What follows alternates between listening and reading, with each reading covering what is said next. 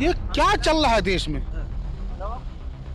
हर मस्जिद में भगवान ढूंढे जा रहे हैं, मंदिरें खाली पड़ी है, मस्जिदों में भगवान ढूंढे जा रहे हैं। मोदी के 2002 से गोधरा कांड से उसके बाद में इंसानी खून लग चुका है। वो चाहे भारतीय जनता पार्टी के मरे, चाहे कांग्रेस के मरे, चाहे समाजवादी पार्टी के मरे, चाहे किसी पार्टी के मरे, और यहाँ तक चाहे वो बांग्लादेश के भी हिंदू क्यों ना हो, वो सत्ता पे मुर्दों पर सियासत करने वाला नरेंद्र मोदी है। जिनपिंग का सीना 112 इंच का है, वो घर में घुस के मारता भी है और कब्जे भी लेके गांव बसाता है। क्या नरेंद्र मोदी कुछ कह पाएगा? नरेंद्र मोदी कुछ कह पाएगा? वो तो दूसरों के कंधे पे धर के बंदूक चलाने वाला निर्लज, कायर, नपुंसक और एक अक्षम प्रधानमंत्री देश के पटल पर बैठा हुआ। मोदी जी तो इंसान है नहीं, वो महामानव है, खुद कहते हैं। मोदी जी राम को ला सकते हैं, बांग्लादेश के हिंदुओं को बचा नहीं सकते, मणिपुर के हिंदुओं को बचा नहीं। देश में राजनीति कुछ ऐसी हो गई है क्योंकि नेता लोग हैं वो आरोप और प्रत्यारोप लगाते हैं, जो मेन मुद्दा है उस पर कोई बात नहीं कर रहा है। मेन मुद्दा क्या है? शिक्षा, स्वास्थ्य, रोजगार और बेरोजगारी, उस पर कोई बात नहीं कर रहा है। बात कर रहे हैं बांग्लादेश की, बात करते हैं हिंदू मुस्लिम की, लेकिन जो मेन मुद्दा है शिक्षा, स्वास्थ्य और रोजगार की, उस पर कोई बात नहीं कर रहा है। कोई किसी को देशद्रोही बोल रहा है, कोई कुछ बोल रहा है, लेकिन जो हमारा यहाँ का जो मेन मुद्दा है, लोग बाग जातियों में बांट रहे हैं अब, लेकिन जो मेन मुद्दा है शिक्षा, स्वास्थ्य, रोजगार और बेरोजगारी, महंगाई, उसकी कोई बात ही नहीं कर रहा है उत्तर प्रदेश में। बस लगे हैं एक दूसरे को हिंदू मुस्लिम और क्या नाम है बांग्लादेश को बांटने में दरसुतर। देखिए, रोजी रोटी, स्वास्थ्य, शिक्षा, कपड़ा, मकान, ये सरकार का दायित्व है कि वो अपने हर नागरिक को उपलब्ध कराए। लेकिन आज़ादी के 75-78 साल हो गए हैं, कोई सरकार इस पर खरी नहीं उतरी। तो ध्यान भटकाने के लिए हिंदू मुसलमान, पाकिस्तान, बांग्लादेश, मस्जिद, मंदिर किया जा रहा है। देखिए, मंदिर मस्जिद के नाम पर इस देश में आग लगाई जा रही है, अपने नागरिकों को बांटा जा रहा है। अगर जो लोग अपने ही देश के नागरिकों को बांटते हैं, वो इस देश के सबसे बड़े देशद्रोही हैं। जो हिंदू मुसलमान में बांटते हैं वो भी देशद्रोही हैं, क्योंकि देश के नागरिकों को बांट रहे हैं। इस पर कोई बात नहीं करेगा। संबित पात्रा का भी एक बयान आया था, जब आपने देशद्रोही की बात की है तो संबित पात्रा ने कहा है कि राहुल गांधी को हमें देशद्रोही कहने में कोई संकोच नहीं है। तो राहुल गांधी देशद्रोही हैं तो उनको देशद्रोही के सेडिशन के चार्ज में जेल में कर देना चाहिए। संबित पात्रा जी, आपकी सरकार है, आपका कानून है, तो आपका कानून ऐसे लचर क्यों है? राहुल गांधी के नाम पर लचर हो जाता है, किसी आम मुसलमानों का होता है तो बड़ा टाइट कानून हो जाता है। देखिए, इस देश का जो संविधान है, बाबा साहब भीमराव अंबेडकर के बनाए हुए कानून है। देश, हमको ये लगता था कि देश उससे चल रहा है, लेकिन हम इस देश में कई ऐसे फैसले हुए, इस देश की न्यायपालिका से, इस देश की पार्लियामेंट से, हमको ऐसा महसूस होने लगा ये देश बाबा साहब भीमराव अंबेडकर के संविधान या कानून से नहीं, ये देश नागपुर से चल रहा है। उस पर बात ना राहुल गांधी करेंगे न संबित पात्रा करेंगे। इस देश की अदालत ने 1991 में एक फैसला दिया था कि आज़ादी के बाद जो धार्मिक स्थल जैसे है वैसे ही रहेगा। लेकिन आप तो 10-15 मस्जिदों को देख रहे होंगे, वहाँ मंदिर ढूंढी जा रही है, भगवान प्रकट हुए। आज जौनपुर की अटाला शाही मस्जिद, जो 1400-1500 साल पुरानी है, अटाला मस्जिद, उसके अंदर भी कोई ना कोई भगवान आ गए। ये क्या चल रहा है देश में? हर मस्जिद में भगवान ढूंढे जा रहे हैं, मंदिरें खाली पड़ी है, मस्जिदों में भगवान ढूंढे जा रहे हैं। ये देश में चल क्या रहा है? इस देश के शासन प्रशासन यही चाहता है कि मंदिरें खाली रहे, मस्जिदों में भगवान ढूंढे जाए। मंदिरें खाली रहे और मस्जिदों में भगवान ढूंढे जाए। मस्जिदों में भगवान ढूंढे जा रहे हैं, बता रहे हैं मंदिर खाली पड़े हैं।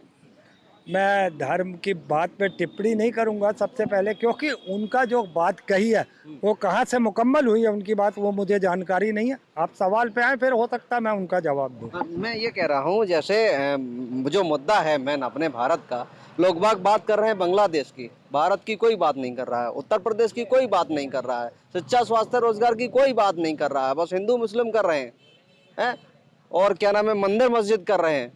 तो मेन जो मुद्दा है शिक्षा, स्वास्थ्य, रोजगार, बेरोजगारी, महंगाई, उस पर बात क्यों नहीं हो रही है? मेरा सारे चैनल्स में आप इंटरव्यू देखेंगे तो 95% मैं हर एपिसोड में अपने ये बोलता हूँ कि चाहे वो केंद्र की सरकार हो, चाहे वो उत्तर प्रदेश की सरकार हो, या जहाँ जहाँ भाजपा की सरकारें हैं, उन्होंने पिछले 10 सालों से और जितने जितने समय पर वो काबिज हैं सत्ता पे, उन्होंने कोई भी जनहित पर, शिक्षा, रोजगार, स्वास्थ्य, नौकरियाँ, महंगाई, सुरक्षा पर कभी किया ही नहीं जिस सरकार ने। जो सरकार एक्चुअल में आई भी हिंदू मुस्लिम के नाम से है, कटोगे बटो के नाम, रोहिया, घुसपैठिए, मंगलसूत्र, जो 10 सालों से इसी चीज़ों पे आई हो, उसके लिए देखिए नरेंद्र मोदी के 2002 से गोधरा कांड से उसके दांत में इंसानी खून लग चुका है। वो चाहे भारतीय जनता पार्टी के मरे, चाहे कांग्रेस के मरे, चाहे समाजवादी पार्टी के मरे, चाहे किसी पार्टी के मरे, और यहाँ तक चाहे वो बांग्लादेश के भी हिंदू क्यों ना हो, वो सत्ता पे मुर्दों पर सियासत करने वाला नरेंद्र मोदी है, लाशों पर सियासत करने वाला प्रधानमंत्री नरेंद्र मोदी है, और उसी नक्शे कदम पे अभियोगी भी चल रहा है।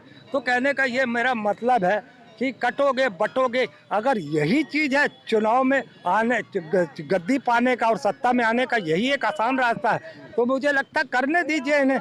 मगर जिस दिन देश के हालात बिगड़े, उस वक्त संभाले नहीं संभलेंगे, तब उनको नहीं, वो जनता जो उनके पक्ष में वोट करती है वो खून के आंसू रोएगी। हम तो जो रोएंगे वो रोएंगे ही रोएंगे, हम गठबंधन का हिस्सा, हम कांग्रेस के कार्यकर्ता हैं, हम तो रोएंगे ही रोएंगे। मगर क्या ये अब वो एक शेर है ना, मुसलमान भाई ने, किसी ने लिखा है कि अगर कोई घर जला तो तेरा घर भी बगल में है, ऐसा ही कुछ है ना। तो कहने का मेरा मतलब है कि अगर वो मेरे घर में आग लगी है तो तुम भी उस जद में आओगे, क्योंकि मेरे बगल में ही तेरा मकान है, इस तरीके का। तो ये समझना पड़ेगा देश की जनता को, भारतीय अंधभक्तों को समझना पड़ेगा, भारतीय जनता पार्टी के अंधभक्तों को, कि वो इस चीज़ से निकले और मोदी के बहकावे में मत आए। अगर मोदी की माँ करे, अगर मोदी ने वाकई में माँ का दूध पिया, तो जाके वहाँ पे बांग्लादेश में खुद क्यों नहीं कहा उसने कि वहाँ पे, जैसे वो तो कहता है यूक्रेन और रशिया का युद्ध रुकवा लेते, तो यहाँ से फ़ोन कर देता उनको, यूसुफ साहब को शेख हसीना के कंधे पे धर के क्यों बंदूक चला रहा है, कि शेख हसीना से बयान दे रहा है कि वहाँ पे शांति बहाल करिए। क्यों तुम कायर हो? क्या तुम कायर हो? तुम कायर हो, और कायर तो है ही हो। अभी तुम कहते हो 56 इंच का सीना, घुस के मारते हैं पाकिस्तान में, और शी जिनपिंग क्या कहता है? 56 नहीं, 112 इंच का सीना है, और घर में घुस के मारता हूँ। 5-5 हजार वर्ग किलोमीटर तक कब्जा लेकर वहां पर चीन गांव बसा लेता हूँ। ये है वो 56 इंच और 112 में फर्क। 56 दुना 112। शी जिनपिंग का सीना 112 इंच का है, वो घर में घुस के मारता भी है और कब्जे भी लेके गांव बसाता है। क्या नरेंद्र मोदी कुछ कह पाएगा? नरेंद्र मोदी कुछ कह पाएगा? वो तो दूसरों के कंधे पे धर के बंदूक चलाने वाला निर्लज, कायर, नपुंसक और एक अक्षम प्रधानमंत्री देश के पटल पर बैठा हुआ है। और आप लोग जाके पूछते हो कि नरेंद्र मोदी क्या क्या कर रहा है। अरे क्या कर रहा है हमें बताओ। देश में हिंदू मुस्लिम का स्वार्थ बिगाड़ा हुआ है, अब जाके तुम बांग्लादेश में आग लगा रहे हो। तुम्हें कोई मतलब नहीं है बांग्लादेश का हिंदू मुसलमान मरे, तुम्हें कोई मतलब नहीं है हिंदुस्तान का हिंदुस्तान मरे, हिंदू मुस्लिम मरे। तुम्हें सिर्फ और सिर्फ अपनी सत्ता चाहिए, और तुम सत्ता के लिए किस हद तक गिर सकते हो ये सारा देश 10 साल से देख रहा है। देखिए, सत्ता पे अगर जो काबिज पाने के लिए यहाँ हिंदू मुस्लिम किया जा रहा है, एक तरफ आप देख ही रहे हैं अभी देश के हालात क्या हैं। संभल चले जाइए, संभल जाने के लिए अगर राहुल गांधी जाते हैं, उन्हें रोक दिया जाता है, नेता प्रतिपक्ष हैं वो, उसके बाद उन्हें देशद्रोही बोल दिया जा रहा है। नेता प्रतिपक्ष का जो संविधान ने दिया है उसका इस्तेमाल करे। किसी भी अधिकारी को वो अपने चैम्बर में 24 घंटे के अंदर जवाब तलब कर सकते हैं। नेता प्रतिपक्ष का इतना बड़ा पावर है, लेकिन राहुल गांधी बुला नहीं पा रहे हैं, उत्तर प्रदेश में अखिलेश यादव नहीं बुला पा रहे हैं उस अधिकारी को जो संभल की घटना का जिम्मेदार है। देखिए, इस देश की अदालतें जब चुटकुले लिखेगी तो इस देश का नौजवान देश की सड़कों पर इनकलाब लिखेगा। वो वक्त आ चुका है, इस देश की सड़कों पर युवा इनकलाब लिखने के लिए तैयार है। युवाओं पर हम देख रहे हैं छात्रों पर लाठियां बरसाई जा रही है बिहार में।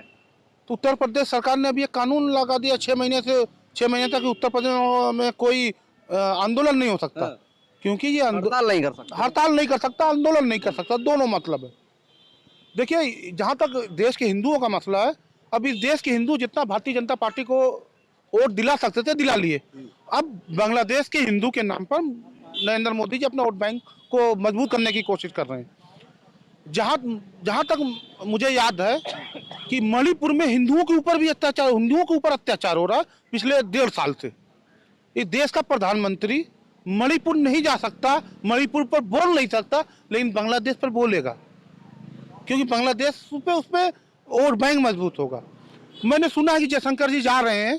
जयशंकर जी से निवेदन है, इस देश के जो हिंदू युवा सम्राट लोग हैं, जो संस्थाएं बनाकर काम कर रहे हैं, उनको भी साथ में ले जाएं और वहां पर शाखा लगाएं और ट्रेनिंग दें कि कैसे वहां लड़ा जा सकता है।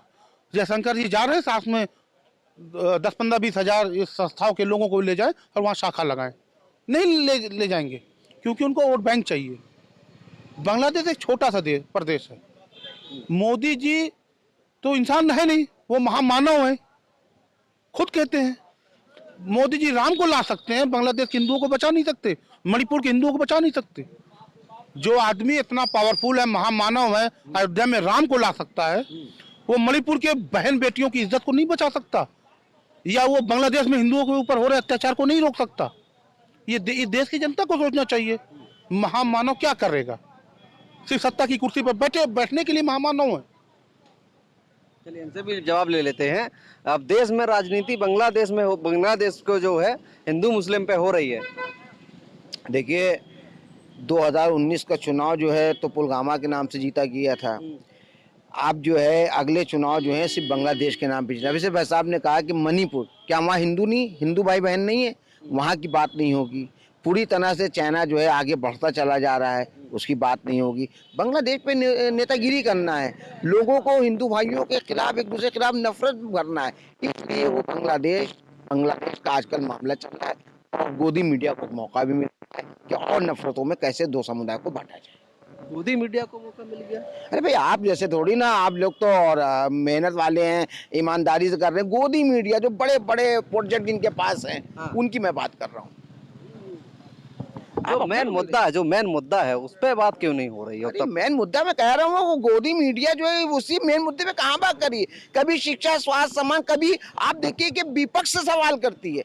जो कि सरकार में रहेगा उससे बात होगी कि विपक्ष से सवाल, जो बात होगी विपक्ष से सवाल करती है। अब आप समझ लिए कि मैं क्या कहना चाह रहा हूँ, आप क्या समझना चाह रहे हैं? विपक्ष को देशद्रोही बता दे रहे हैं। तो बस समझ लिए आप कि अब ये विपक्ष देशद्रोही हो गया। वो भी उनका डीएनए वो भी नेता प्रतिपक्ष को बता रहे हैं कि देशद्रोही है। जी वो वो बिल्कुल कोई संकोच नहीं है कहने में। बिल्कुल। जिन्हीं ने, अखिलेश यादव जी ने अपने माननीय मुलायम सिंह के निधन पर पूरे हिंदू समाज रीति रिवाज से अंतिम संस्कार किया।